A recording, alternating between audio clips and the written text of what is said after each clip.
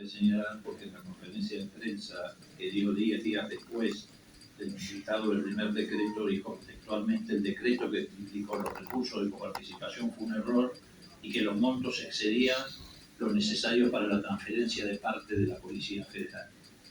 Confesión de parte. Doctor. Diputado Moró, Sí. ¿le permite una interrupción a Tonet? Bueno, que siga él. Bueno, perfecto, listo, continúe. Sí, usted, doctor, hizo mucho hincapié en el hecho de que estos decretos, los que acabamos de enumerar, carecían de informes técnicos en los que se fundara la decisión de esta redistribución de recursos coparticipables, lo que hace al principio aparecer esto como una decisión arbitraria propia de una libreta de almacenero. ¿Usted conoce si en el fallo de la cautelar de la Corte, que es el que está cuestionado, intervino la unidad de análisis económico de la Corte Suprema para elaborar un dictamen técnico, o también la cifra que se adjudicó en esa cautelar carece de fundamentos de carácter técnico? Si me permite un breve comentario y después voy completamente a su pregunta. En oportunidad de contestar las dos demandas de la Cava, la representación estatal acompañó ante la Corte informes elaborados en el ámbito de la Subsecretaría de Relaciones con Provincias del Ministerio del Interior y con intervención de equipos técnicos de la Secretaría de Hacienda, en los que sí se aportaron números, ¿no? Que muestran, no soy yo el especialista en esas, ¿no? Hasta me cuesta interpretarlos incluso, pero que demuestran que aquellas asignaciones de 375 y de 350 estuvieran largamente excedidas desde el punto de vista de lo que fue el costo real, ¿no?, de los servicios transferidos. La conclusión de esos informes técnicos es que se compensó no solo el gasto de los servicios de seguridad transferidos a la Cava, sino de algún modo también la mayor parte, o casi la mayor parte, de los gastos en seguridad que tenía la Cava con anterioridad, por decisiones de política propia, ¿no?, la Policía Metropolitana, etc. Y esto no era una materia a ser considerada en esa compensación. En cuanto a su pregunta, concretamente, si intervino o no la unidad que es especializada en asuntos económicos, financieros, que debe asistir a la Corte, en cuestiones de tal índole, no sabría decirle si fue consultada de algún modo informal o no. Sí puedo decirle que no hemos podido advertir en el expediente tal intervención. No se nos dio traslado a las partes, ¿no?, de ninguna suerte de informe pericial, ¿no?, para que pudiéramos, en su caso, refutarlo, cuestionarlo, avalarlo. Y en el fallo del 21 de diciembre, ¿no?, del año anterior, en que quedó plasmada la medida cautelar dictada por el alto tribunal, donde se fija provisoriamente y mientras dure el juicio el 295, ¿no?, como coparticipación de la Cava, mi lectura, ¿no?, no advierto ninguna fundamentación de por qué el 295 o por qué no el 263 o el 3,02. No encuentro justificativo, ¿no? Por eso, en oportunidad de presentar una revocatoria en diciembre contra ese pronunciamiento para que el propio tribunal, con otra integración, ¿no?, porque introdujimos una acusación también, lo revise, planteamos que en ese aspecto, esa decisión, a nuestro criterio, a nuestro modo de ver, estaba encuadrada en la categoría de lo que en la jurisprudencia misma de la Corte se consideran sentencias arbitrarias, porque no dan fundamentación ni explicación de por qué. Parece ser un producto, bueno, del mero designio del jugador, que uno no puede encontrar cuál ha sido el derrotero que ha seguido el jugador para llegar a esa conclusión, ¿no?, y por qué debe ser el 2,95 la coparticipación de la Cava, bien que provisoriamente, ¿no? Muy claro, doctor. El Estado Nacional opuso una excepción de incompetencia en estas actuaciones, doctor, que posteriormente fue rechazada por la Corte por una disidencia de la doctora Jaime. ¿Nos puede precisar por qué se presentó la solicitud de incompetencia y cuáles fueron los fundamentos?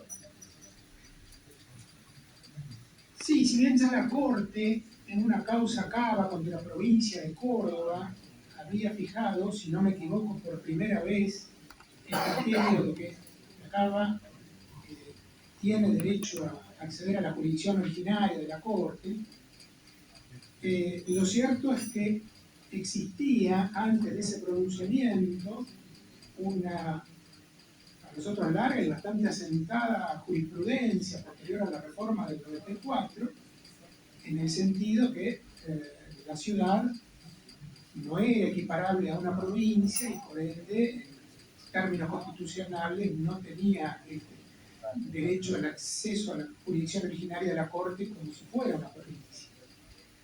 Esa línea jurisprudencial quedó quebrada en aquel precedente Cava con Córdoba. Nos pareció muy ilustrativa la disidencia que ahí dejó planteada la doctora Hayton, ¿no? Recordando los precedentes en los que la Corte había adoptado un criterio distinto y que obviamente no advertía la doctora Hayton ninguna nueva circunstancia, ni de hecho ni de derecho que justificara ese cambio, ¿no?, de criterio. Bueno, como nos pareció que era un tema digno de ser replanteado para tener una confirmación del nuevo criterio, o en su caso una revisión de ese nuevo criterio adoptado por la Corte en Cava con Córdoba, de que fue introducido ese planteo, porque entendíamos que era equiparar a la Cava a una provincia cuando en términos constitucionales no tienen el mismo estatus. Y me remito a este punto al muy detallado, minucioso voto de disidencia ahí de la doctora Hayton, que haciendo un análisis artículo por artículo de la Constitución, fue advirtiendo en qué situaciones los constituyentes asignaron determinados roles, competencias, atribuciones, obligaciones a las provincias, en cuáles se refiere a las provincias y a la Cava. Y bueno, obviamente si el constituyente hizo ese tipo de distinciones, algún contenido hay que darle, ¿no? Y algún sentido, algún significado hay que darle, salvo que uno imagine que los constituyentes actuaran deliberadamente, ¿no? Y no previeron específicamente, aludían a las provincias, a la Cava, que eran dos estatus jurídicos distintos. Ese fue el motivo del planteo, y como tiene presente el diputado, fue desestimado, es decir, que la Corte ratificó ese nuevo criterio, ¿no?, que le da el acceso originario a la Corte acá. Doctor, el gobierno de la ciudad, dentro de sus argumentos, plantea que ninguno de estos decretos a que estábamos haciendo referencia necesitaba una ratificación en el Congreso. ¿Cuál es en ese sentido la postura del gobierno nacional con respecto a esta afirmación del gobierno de la ciudad? La postura del Ejecutivo Nacional quedó plasmada en las presentaciones que hicimos en la Corte, que sí realmente hacía falta una norma de rango legal, como lo fue la Ley 27.606. Existían precedentes en tal sentido. 3 leyes que sucesivamente aprobaron en el orden nacional, con sus correlativas leyes en el orden local, la transferencia de competencias en materia judicial y penal. Entendíamos que era la misma situación, porque implicaban la transferencia de competencias, pero también la necesidad de fijar las compensaciones a la jurisdicción receptora, ¿no?, de esas competencias y atribuciones. Y por ende, desde nuestro punto de vista, juego armónico de los artículos 75, inciso 2, quinto párrafo, e inciso 8 de la Constitución Nacional justificaban la intervención del Congreso de la Nación. Me refiero en este sentido a que esta interpretación constitucional, además de haber sido adoptada por la propia conducta de las partes en esos casos, ¿no? Transferencias de servicios vinculados con la administración de justicia en materia penal, con lo cual la propia conducta, ¿no? Los actos propios de las partes de algún modo marcaban un derrotero en este sentido. Y si me permite, vuelvo a reiterar la interpretación que le dimos al debate en el seno de la Constituyente, en la comisión respectiva, y la posición expresada por el miembro informante, el doctor Rubén Marín, nos corroboraba, ¿no? La lectura según la cual era necesaria una ley como la sancionada por el Honorable Congreso bajo el número 27606, y tomando también fuentes doctrinarias, creo que puede, me repito al Verdi en este sentido, la base de nuestra república radica en que un poder es el que debe definir cuáles son los recursos, cómo se obtienen, a través de qué impuestos y a qué gastos se aplican, y otro poder, el Ejecutivo, es el que se encarga de ejecutar la recaudación y la concreción de los gastos. Si hay recursos involucrados, ¿no? Para la atención de los servicios que se transfieren, estamos entonces claramente en el terreno del inciso 8 del artículo 75, la competencia del Congreso para definir todo lo que es la materia presupuestaria.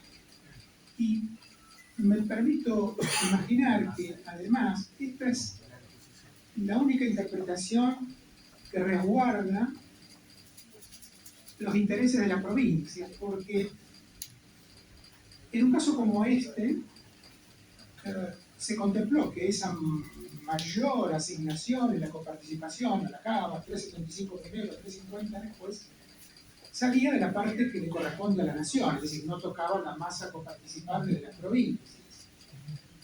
Pero esta es una verdad superficial. Con su parte de la coparticipación, la nación atiende inversiones en bienes, servicios, prestaciones de todo tipo en todo el territorio del país. Rutas, ¿no? Que atraviesan las provincias. Imaginemos que si no se somete una cuestión de esta índole a la definición, a la decisión y a la aprobación del Honorable Congreso de la Nación, bien, es una situación hipotética la que había planteado, pero puede darse a partir del caso que se dio con la CABA y la transferencia de los servicios de seguridad.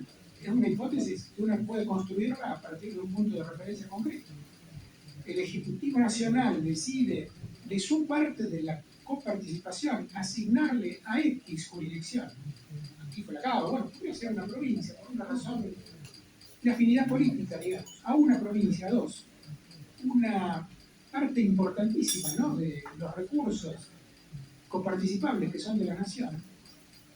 Está bien, pareciera desde una lectura superficial que no toca la coparticipación de las demás provincias, pero se priva de recursos que se supone que la nación después tiene que aplicarlos, ¿no?, como marca el propio 75 de la Constitución, a hacer inversiones en todo el país que dejen a salvo el paradigma que marca la Constitución: equidad, solidaridad y la búsqueda de un equilibrio que permita un desarrollo armónico en todo el país. Concretamente, que no haya jurisdicciones hiperricas y otras hiperpobres, ¿no? Es decir,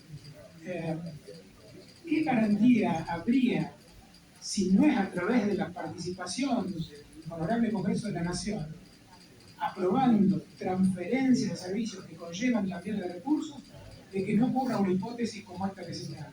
El Ejecutivo Nacional, sin intervención del Congreso, asigne ingentes recursos, ¿no?, de su parte, de la coparticipación a una X jurisdicción, detrayéndolo de lo que serían obras, inversiones, bienes, servicios que deben de algún modo utilizarse para un crecimiento armónico, compensado de la nación, atendiendo, por cierto, a las regiones o las provincias que puedan estar en una situación de desigualdad en detrimento de ellas, digamos, ¿no?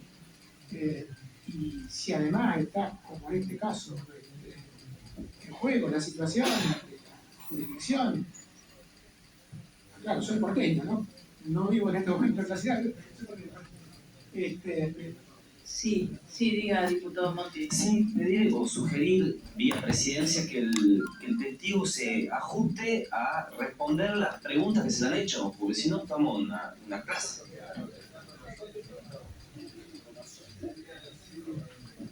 ¿Me permite, presidente? Sí, diputado Morón. A ver, con todo respeto por el diputado, yo creo que el testigo se está ajustando a responder sobre lo que se le pregunta, y es más, me parece que es muy importante, tomando en cuenta su carácter de testigo calificado, nos ilustra ampliamente sobre el fondo de la cuestión que estamos discutiendo.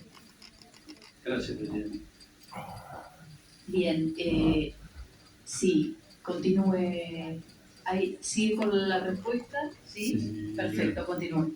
No, interpreté que se me preguntaba por los fundamentos de orden jurídico, ¿no?, que sustentaban la postura del Ejecutivo Nacional, que quedó volcada en el decreto 735 y que estamos sosteniendo en los dos procesos, ¿no?, que se desarrollan ante la Corte. Entendí que todos estos eran los variados fundamentos de orden jurídico en los que se sustenta la posición del Gobierno Nacional.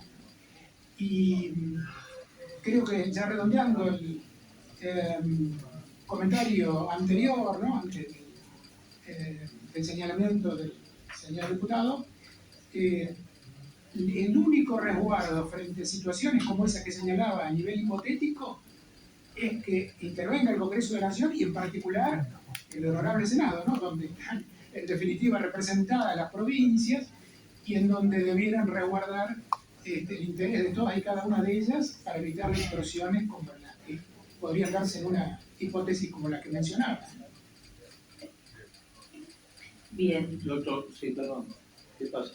No, continúe. Perdón. Doctor, en la audiencia que ya mencionamos que usted participó el 21 de marzo de este año en esta misma comisión, un diputado le hizo una pregunta respecto a la recusación relacionada a la fiesta en que se vio ingresar juntos y participar al exministro de Justicia de la Ciudad de Buenos Aires, Marcelo de Alessandro, y a Silvio Robles, mano derecha del titular de la Corte, el doctor Rosati. En esa oportunidad, usted dijo textualmente, está sacado de la versión taquigráfica, dirigiéndose al diputado. Usted me pregunta por lo de agosto, pero los hechos posteriores determinaron luego, si uno ve el devenir de la película y no la foto congelada en el tiempo, que algún motivo más que razonable tenía el Estado Nacional para formular ese planteo. Yo deduzco de esta respuesta que usted se refería, cuando hablaba de agosto, a la fiesta. ¿Cuál es el motivo razonable por el que el Estado Nacional formuló la primera recusación? ¿Qué elementos nuevos surgieron posteriores a la presentación y rechazo de la acusación?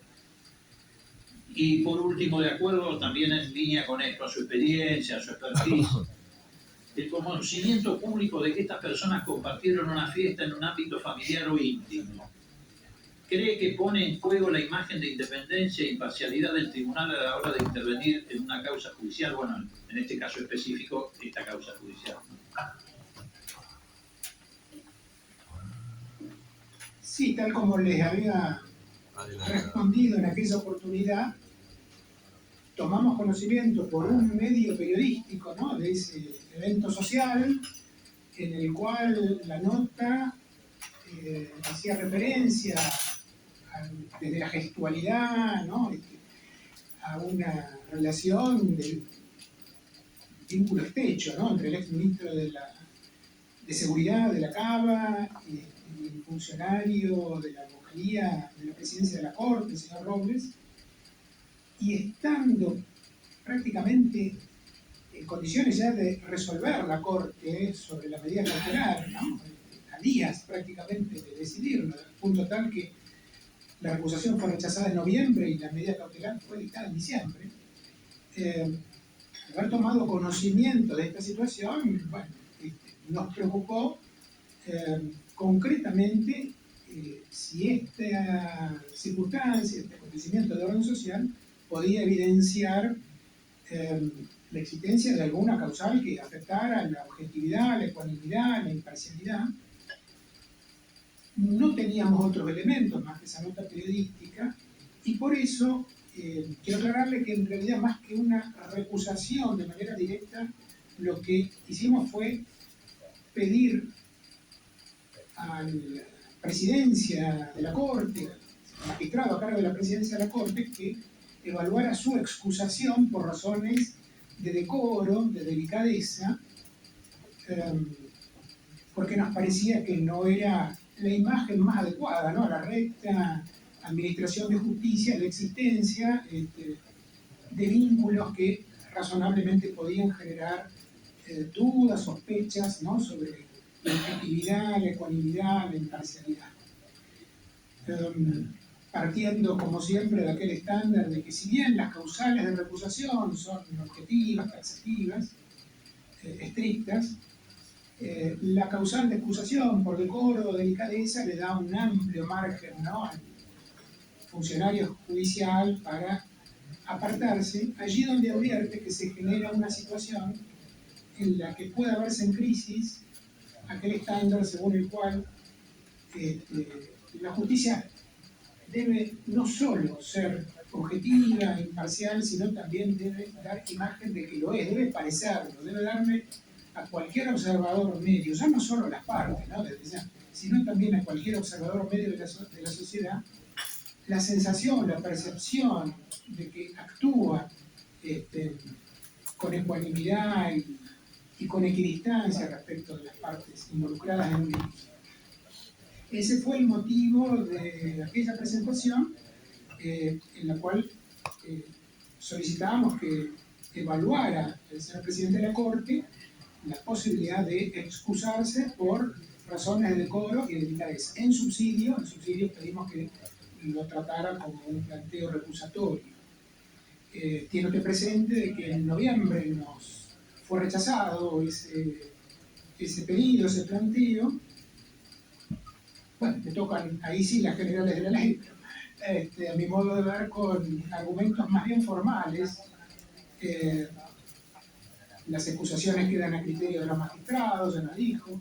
Las recusaciones son, bueno, concedidas en situaciones muy estrictas, con un criterio muy restrictivo, que solamente habíamos acompañado una nota periodística, pero no muchas más pruebas acerca de una situación que pudiera poner en crisis la objetividad, la imparcialidad del magistrado a cargo de la presidencia de la Corte. Digo que fueron argumentos esencialmente formales, porque de pronto nos surge del decisorio de la Corte si se le pidió a aquel funcionario, ¿no?, el señor Robles, que participó de ese encuentro social, alguna explicación, si realmente estuvo, si no estuvo, si fue un error del periodista, si era alguien muy parecido a él y él no asistió, o si eventualmente estuvo, pero no necesariamente su presencia podía comprometer al presidente de la Corte, su criterio. Es decir, se nos pudo haber dado una respuesta que fuera un poquito más allá de lo formal para darle al Estado Nacional, como parte litigante, la tranquilidad de que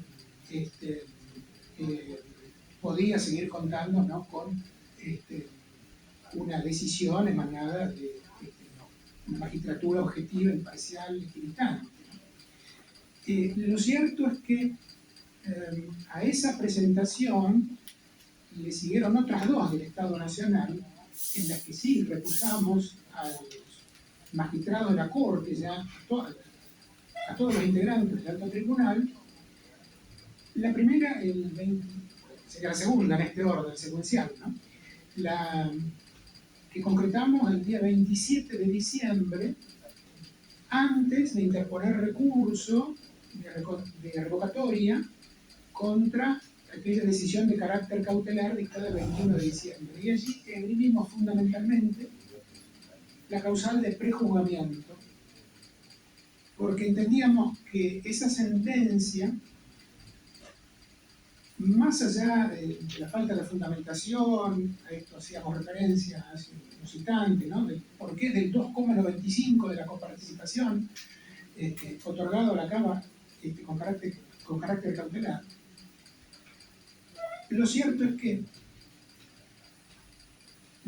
el alto tribunal ahí ya tomó, a nuestro modo de ver al menos, definiciones que siguen siendo anticipatorias de una sentencia de fondo, y esto no es propio de las medidas cautelares. Las medidas cautelares tienen un carácter instrumental, ¿no? Deben jugar como herramientas para evitar que se frustre a futuro el cumplimiento de una sentencia que habrá de dictarse hipotéticamente más adelante, pero no pueden ser un anticipo de la sentencia misma.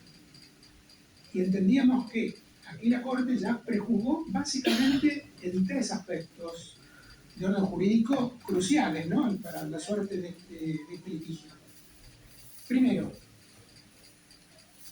fijó en un porcentaje de la coparticipación, más allá de que haya sido el 2,95, cualquiera fuera él, en un porcentaje de la coparticipación, la compensación a la Cámara. Para el Estado Nacional, como les decía, no puede ser un porcentaje de coparticipación, sino la estimación del monto que representa el costo exacto de los servicios transferidos con su cláusula de ajuste, no un porcentaje de coparticipación.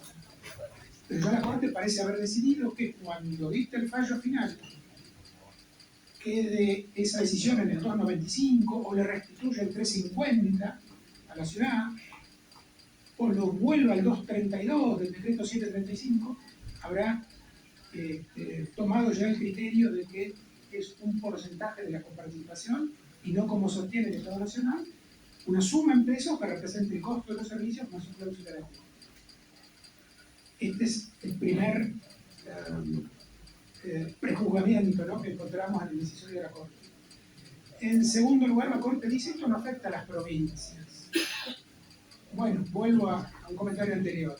Sí, una asignación, mayor porcentaje de coparticipación detraído de la masa que bajo el régimen de coparticipación le corresponde a la nación. Pero de manera indirecta e inmediata, las provincias pueden plantear esto va a disminuir lo que luego la nación va a estar en condiciones de invertir en obras, bienes y servicios para el desarrollo armónico de todo el país. Y hay un tercer punto que para nosotros también implica un prejuzgamiento, que radica en lo siguiente. La Corte pareciera construir un silogismo, ¿no?, en el que hay una premisa mayor. Había un acuerdo, nació un cava. Aquel acuerdo, en cuanto a la coparticipación, plasmado en el 375, luego en el 350. Si había un acuerdo, obviamente, solo un nuevo acuerdo de partes podía modificar, ¿no?, ese porcentaje que finalmente fue el 350, ¿de acuerdo?, ¿no?, entonces, el decreto 257 en 2018.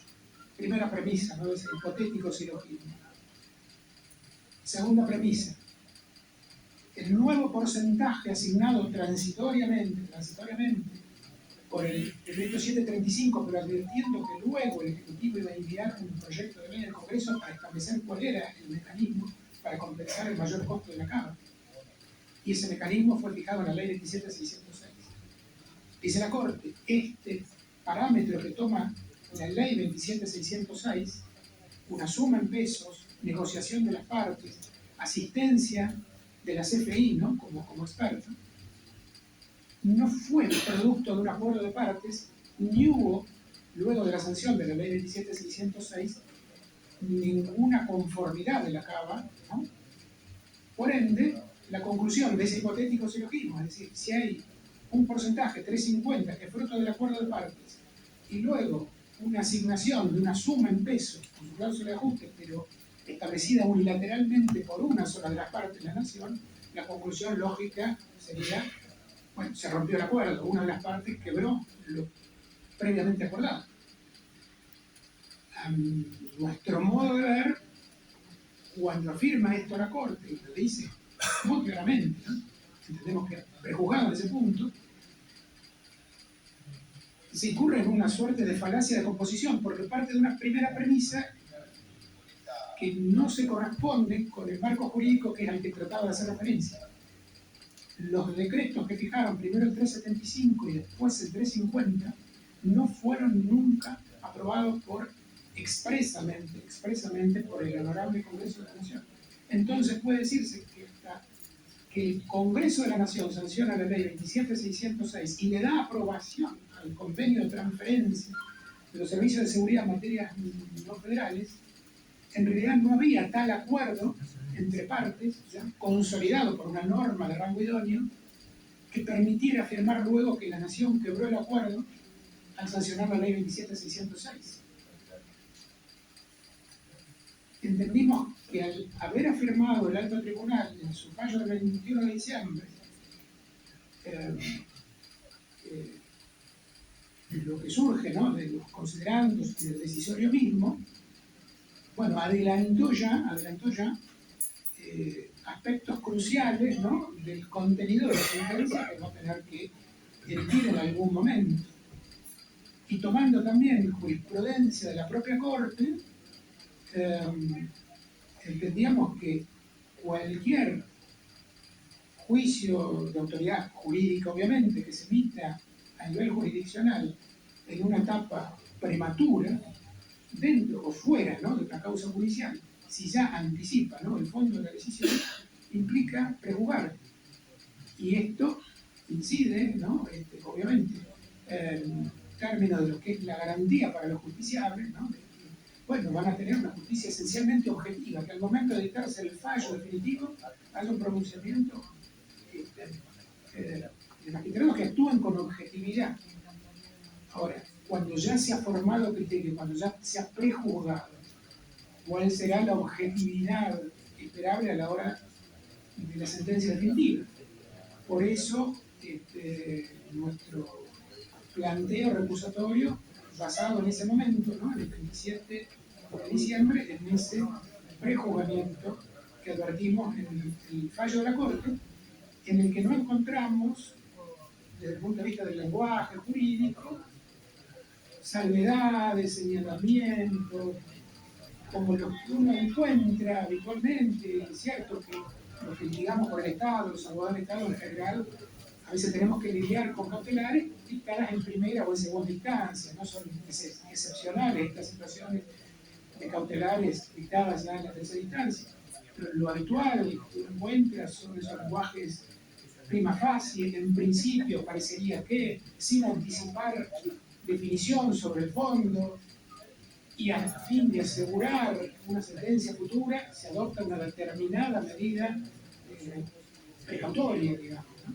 En este caso, entendemos que la Corte con su fallo ya adelantó buena parte de lo esencial del contenido de su sentencia futura, que será un porcentaje de coparticipación, lo que eventualmente le reconozca a la Cámara, que no será menos del 2,95, y seguimos, y perdonen que me repita esto, sin conocer el porqué del 2,95. Esa fue nuestra segunda recusación. Y después formulamos el 1 de febrero, en representación del Estado Nacional, una tercera recusación. Ya para entonces habrían aparecido en medios públicos, creo que fue el día 30 de diciembre, ¿no?, en medios de difusión, bueno, noticias acerca de la existencia de un vínculo entre el ministro de Seguridad de la ciudad y el señor Robles, que parecía ir más allá, ¿no?, de aquel trato amistoso, de amistad bastante estrecha, ¿no?, que se había reflejado en aquel encuentro social, y concretamente salieron a la luz noticias acerca de, bueno, correos, vínculos, chats entre ambos, que mostraban de ser ciertos, ¿no?, estos intercambios, que había, una relación promiscua y propia, ¿no?, entre el Poder Judicial y el funcionario político, o un funcionario del Poder Judicial, ¿no?, a quien se lo individualizaba, ¿no?, de muy alto rango, ¿no?, en la vocalía de la presidencia de la Corte, y el ministro de Seguridad de la Cámara. En estas condiciones, y sin tener desde la representación jurídico-judicial del Estado Nacional otra prueba, ¿no?, sobre estas circunstancias, obviamente, pero la sola existencia, ¿no?, de estas noticias periodísticas generaba un factor más que nos llevaba, ¿no?, a sostener una recusación por estar en crisis realmente la confianza en la equidistancia, imparcialidad de quien debía decidir sobre este proceso. Y a esto se le agregó, en esta última recusación, que ya para entonces, luego de la aparición de aquellos chats, el Poder Ejecutivo Nacional decidió, acompañado por los gobernadores de varias provincias, pedir la apertura de este procedimiento de juicio político. Entiendo que después se sumaron otros pedidos de legisladores, ¿no?, de este honorable Congreso, y bueno, ahí obviamente entonces estaban configuradas nuevas causales de la acusación. Al juzgamiento se le sumaba la existencia del juicio político y también la presunción de que pudo haber existido una suerte de rol de asesoramiento, si tomamos esos chats, desde uno de los funcionarios, ¿no?, de la Corte Suprema a una de las partes, ¿no? Creo recordar que había algún tipo de sugerencia, presentan amparo, sí, no, bueno, cuestiones de orden técnico-procesal. Gracias, doctor. Por mi parte, yo agoté parte de las preguntas, pero teníamos acordado con el diputado Casaretto que iba a continuar con unas pocas más, así que yo le rogaría al presidente si nos da esa posibilidad, y me permite continuar. Y al diputado Tonelli le pediría... Usted se tiene que... Sí. Una Casaretto, una usted, y vamos intercalando, por favor. Sí. Por bueno, favor, bueno, una pregunta que haga Tonelli, me da... Bueno, diputado Tonelli, pregunte. Gracias, presidenta. Mire, diputado González, entiendo que le molesta el relato tan descriptivo que está haciendo usted, pero la otra parte va a tener también su voz, que es en el procurador de la ciudad, que va a venir a la próxima reunión, donde va a exponer lo que la otra parte planteó. Por lo cual están las dos campanas, o sea, el planteo del gobierno nacional y el planteo de la ciudad, que va a estar la semana que viene, ¿sí? Entonces, lo que les pido, y lo ofrecemos nosotros como testigos hasta luego, no ustedes. Entonces, esta comisión va a garantizar que estén las dos posiciones aquí en la comisión, ¿sí? En un fallo que es, por lo mínimo, polémico, una medida cautelar polémica. Sí, siga, diputado Tonelli. Gracias, presidenta. Doctor, yo no entendí mal, usted sostuvo respuestas, que la falta de referencias a estudios o análisis referidos al diferencial de coparticipación que en cada caso se resolvió, privaría de validez a los decretos 194, 399 y 257. Efectivamente es así, esa es su opinión. En mi opinión, por la falta de sustento en informes técnicos y económicos financieros, pero además, y como en algún momento lo comenté, ante la existencia de otros informes elaborados en el ámbito de la Subsecretaría de Relaciones con Provincias del Ministerio Interior y de la Secretaría de Hacienda, que hemos acompañado en la causa judicial y que revelan que aquel porcentaje excedió largamente el costo de transferencia de los servicios. Me remito a esos informes. Ahora, también hay informes, esos son informes originados en una de las partes, que es es el Estado Nacional. Hay informes originados en la otra de las partes, en la ciudad de Buenos Aires, que llegan a una conclusión distinta.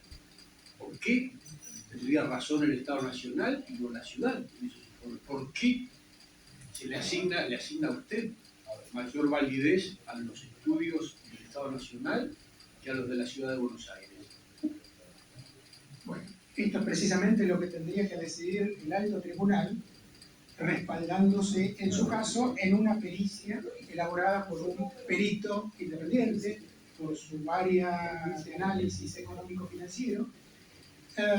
Me guío, entre tanto, por el único dato que por lo menos yo conozco, que tiene una fuente imparcial, que no se corresponde con ninguna de las dos partes. La labor que se realizó en la CFI, que entiendo que tiene expertos en estas cuestiones, en estas materias, que fue también hecho público, y que da, ve usted, un número mayor en pesos, no porcentaje de coparticipación, mayor en pesos al que fijó la ley 27606, pero sustancialmente inferior al Pero usted no había hecho referencia a ese estudio del CFI, usted hizo referencia a un estudio hecho en el Ministerio del Interior. Ahora hace referencia. Pero no importa. Quiero hacer otra pregunta. Cuando usted revisó los expedientes administrativos, de acuerdo con lo que nos dijo, ¿qué estudios encontró que justificaran la transferencia a la provincia de Buenos Aires del porcentaje de participación que se le prestó a la ciudad de Buenos Aires? En el decreto 735 y en sus fundamentos y en lo que está informado dentro del expediente, usted va a encontrar referencias concretas a esta correlación. La ciudad de Buenos Aires, lo considerando del 735, o sea, bueno, va a encontrar referencias a que la Cava tiene creo que 230 y algo, 35, 37 kilómetros cuadrados de superficie. La ciudad de Buenos Aires tiene esa superficie y tiene a valores del 2019 una asignación presupuestaria per cápita, algo así como de 106.000 pesos por habitante. La provincia de Buenos Aires, con 300 y tantos mil kilómetros, ¿no?, de superficie, y una población mayor, tiene asignada per cápita la mitad, ¿no?, de la asignación presupuestaria de... Perdóname, doctor, eso no implica ningún estudio, ni ningún análisis, es una mera afirmación. Lo único que dice el decreto 735 para justificar esa transferencia a la provincia de Buenos Aires es lo siguiente, y leo, que concomitantemente se propicia la creación del Fondo de Fortalecimiento Fiscal de la provincia de Buenos Aires, que tendrá por objeto contribuir a sostener el normal funcionamiento de las finanzas de la provincia de Buenos Aires. Es decir, no hay estudio, no hay análisis, no hay nada. Y sin embargo, a usted pareciera que le resulta válido. Por otra parte, si los atuviéramos a la superficie, este fondo se lo tendría encargado a la provincia de Santa Cruz, que es mucho más grande que la provincia de Buenos Aires.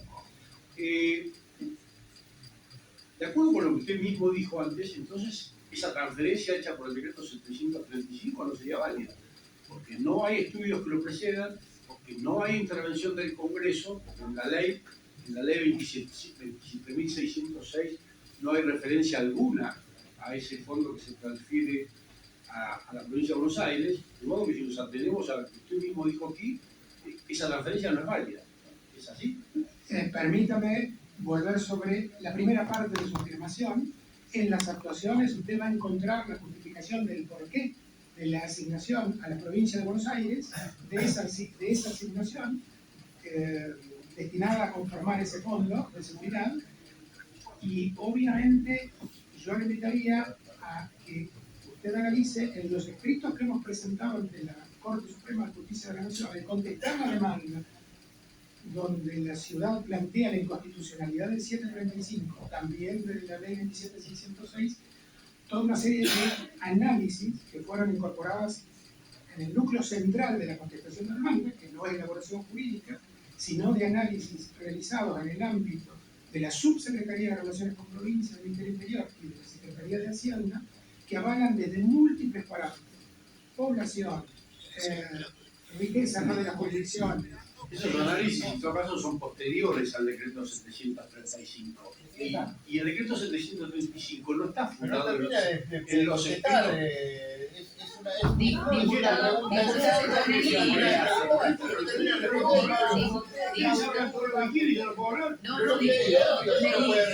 Diputado Tonelli, ¿me le permite una interrupción al diputado Martínez, por favor? No le permito.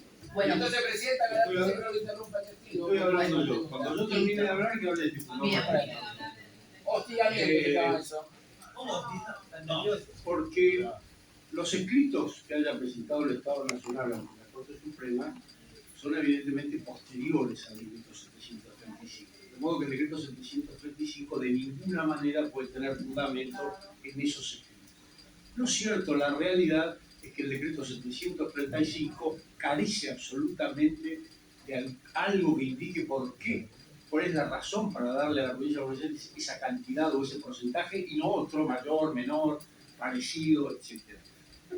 En definitiva, la conclusión, de acuerdo con lo que usted mismo dijo, lo que ha venido diciendo hasta ahora, es que el decreto 735 en ese punto al menos sería absolutamente inválido e ilegal. Quiero además aprovechar esto, no es una pregunta, pero quiero aprovechar la ocasión porque tanto usted como uno de los diputados se han referido al porcentaje de coparticipación que transitoriamente estableció la Corte en ese fallo de diciembre del año pasado, y lo han tildado de misterioso, cosas por el estilo. Está explicado en el fallo de la Corte. En el considerando octavo, el fallo de la Corte de diciembre del año pasado, la Corte explica claramente por qué fija ese porcentaje y nos dice que lo que quiere es atenuar las posibles consecuencias que para las dos partes pueda tener la decisión cautelar que está tomando y que por ende decide fijar un porcentaje intermedio entre las pretensiones de ambas partes. De modo que por favor no sigan diciendo que ese porcentaje es misterioso, que no tiene explicación, que no hay cálculo ninguno, porque la Corte lo explica. Basta con leer el considerando octavo del fallo. En definitiva, me parece, doctor, que usted ha exhibido un criterio muy distinto para aplicar a la transferencia de recursos a la ciudad de Buenos Aires y otro mucho más liviano, mucho más ligero para aplicar a la transferencia de recursos a la provincia de Buenos Aires. Porque en todo caso, de acuerdo con lo que usted dijo y que citó Alberti, que las transferencias requerían aprobación del Congreso, esas transferencias sí se están aprobadas por el Congreso. Y si el incremento de coparticipación que la Nación le dio a la ciudad de Buenos Aires para establecerlo finalmente en el 3,50 antes del decreto 735 perjudicaba a las provincias, del mismo y exacto modo perjudica a las provincias la transferencia que el Estado le da a la provincia de Buenos Aires en el decreto 735. Realmente no veo la diferencia. Por lo cual, debo decirle que me parece que su testimonio en este sentido ha sido un testimonio interesado y carente de objetividad. Gracias, señora. Sí, diputado Martínez, ¿usted quería decir algo? No, era respecto al interrogatorio. Bien. El diputado Oliveto, ¿le deja hacer una pregunta al diputado Casareto? Diputado Casareto.